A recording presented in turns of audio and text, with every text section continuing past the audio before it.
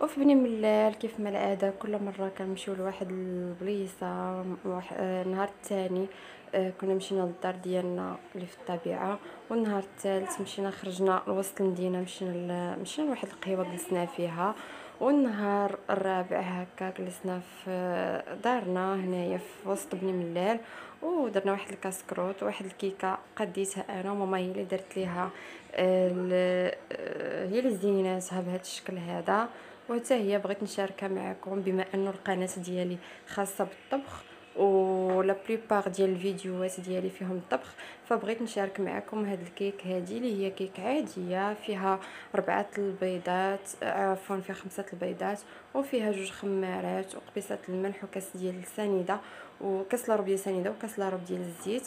يعني كيكه عاديه والدقيق ولاغون ديال الناطا باش قاديتها صافي، ودرتها في المول وطيبتها في المول العجيب وحيدتها من المول العجيب وزوقتها بلا كريم باتيسيير من الوسط، وماما زوقاتها بهاد الفخويه هذه ديال الشهديه وزوقناها بالكراميل والشوكولا.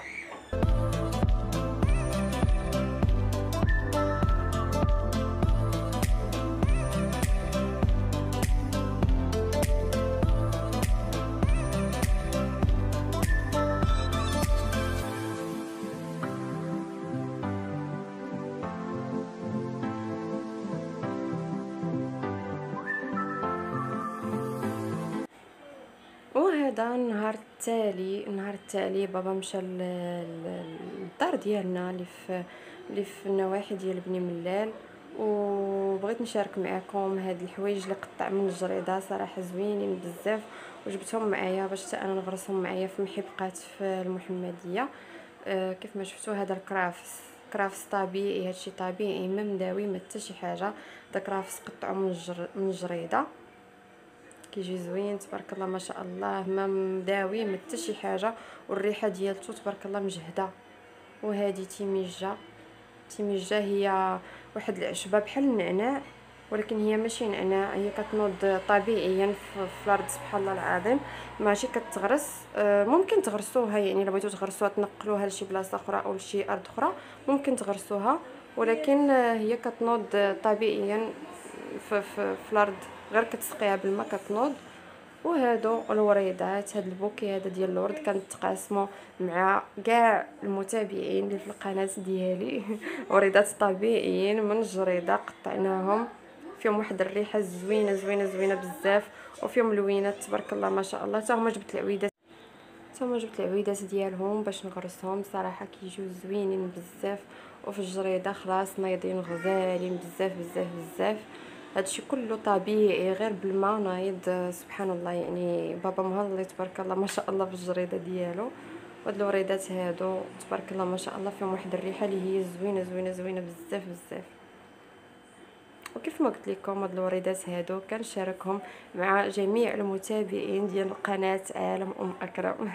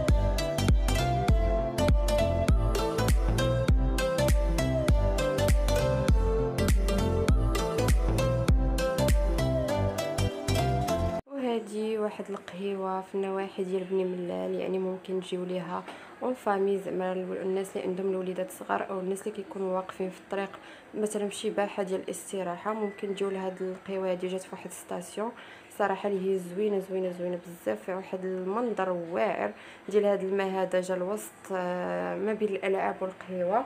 وهاد الالعاب هادو يعني تخلص واحد التمر رمزي وكتخلي وليدات كيلعبوا، و ميم طون انت جالس في قهوه، جالس كتشرب قهوه مع راساتك يعني بخير، يعني ما كتبقاش يعني دير مع الدراري مقابلهم بزاف ولا شي حاجه، فكتجلس في القهوه عادي والوليدات راهم كيلعبوا في اللعاب. صراحه عجبتني بزاف وحتى هي بغيت نشاركها معكم. بالنسبه للناس اللي غادي يمشيو يزوروا بني ملال اول مره فكنصحكم تشاركوا تمشيو كنشارك معكم هاد القهوه، كنصحكم تمشيو ليها اللي هي زوينه زوينه بزاف وكنعطيها علامات طوب.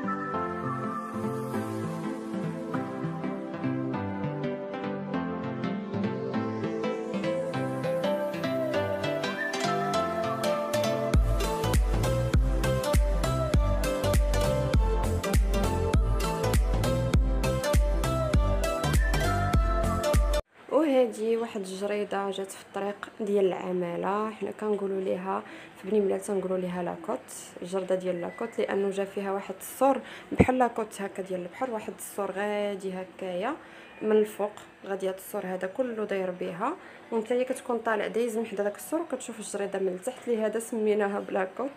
لاكوت نورمالمون كنقولوها البلاصه اللي تيكون فيها البحر، ولكن هذه حيت فيها الجريده والسور داير بها فتنقولوا ليها لاكوت. هذه واحد الجريده اللي زوينه زوينه زوينه، كتعرفوا بني ملال سخونه بزاف، وهاد الجريده هذه مع فيها الشجر والماء وهذا كتكون بارده بارده سبحان الله العظيم، فيها واحد البرود ديالي هي زوينه، وكتجلس فيها وانت مرتاح.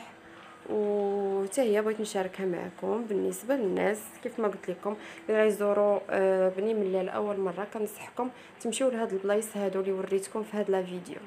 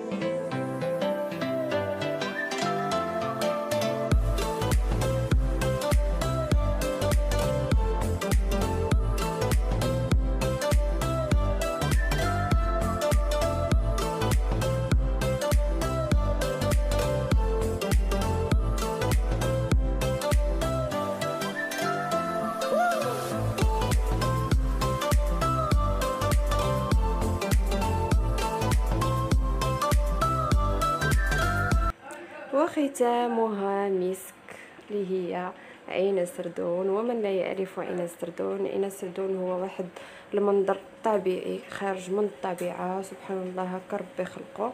يعني هذه واحد العين اللي كتهبط من الجبل، طبيعيه سبحان الله، واحد المنظر اللي هو زوين زوين بزاف بني ملال. ومنطقه سياحيه كيجيو ليها السياح من جميع انحاء المغرب ومن جميع انحاء العالم. يعني الناس منطقه سياحيه بامتياز عين سردون، وصراحه زوينه زوينه زوينه بزاف. والناس اللي كيبغيو الطبيعه واللي كيعشقوا الطبيعه هما اللي غيفهموني علاش كنهضر. صراحه زوينه بزاف. وهنايا كانوا يلا صلحوها، عاودوا ليها الاصلاحات ديالها تقريبا من ورا في الوقت ديال الكونفيرمون. كانوا عاود قلت لكم كانوا يلا عاودوها في الاصلاحات في الوقت اللي كان فيه الكونفيرمون. صافي دابا هذه من بعد الاصلاحات يصلحوا فيها غير شي حاجه، مثلا دوك الشلالات ديال عين السردون داروا فيهم واحد الكرياج. وهنايا هاد العوينه هادي ضروري ملي كنطلعوا كنا كنشربوا منها، ما كانوش دايرين فيها روبينيات، قادوا ليها واحد روبينيات زويونين ذهبيين واعرين حتى هما قادوهم.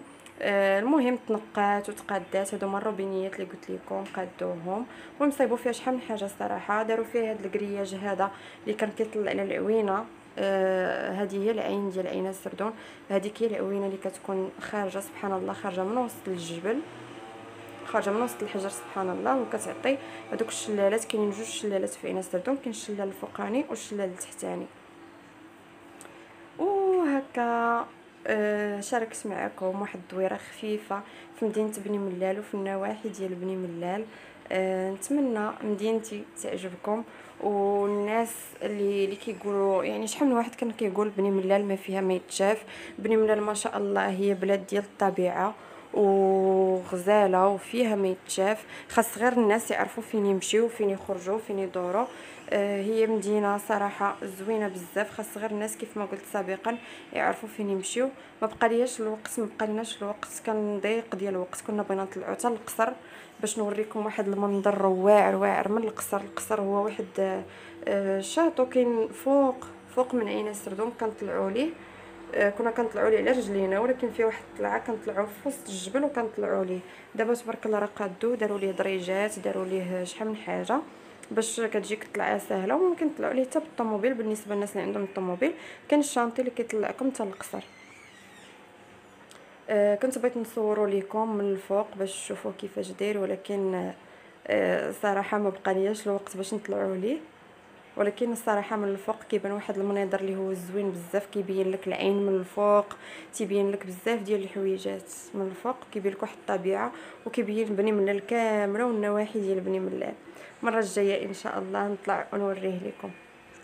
خليتكم على فيديو مع بقيه لا فيديو. نتمنى هاد الجوله هذه في مدينه بني ملال وفي النواحي ديال مدينه بني ملال تنال الاعجاب ديالكم. خليتكم على خير في امان الله وبسلام عليكم. وختامها مسك. طبعا ملي كنبغي نجي من بني ملال ضروري ما كنقش كنقش حنينه في يديا ورجليا هكا. هذا تعبير على الكرم ديال الناس ديال بني ملال والحب ديالهم للضيف اللي كيجي عندنا في بني ملال. نتمنى هذا الفيديو هذا ينال الاعجاب ديالكم. خليتكم على خير وفي امان الله. بسلام عليكم.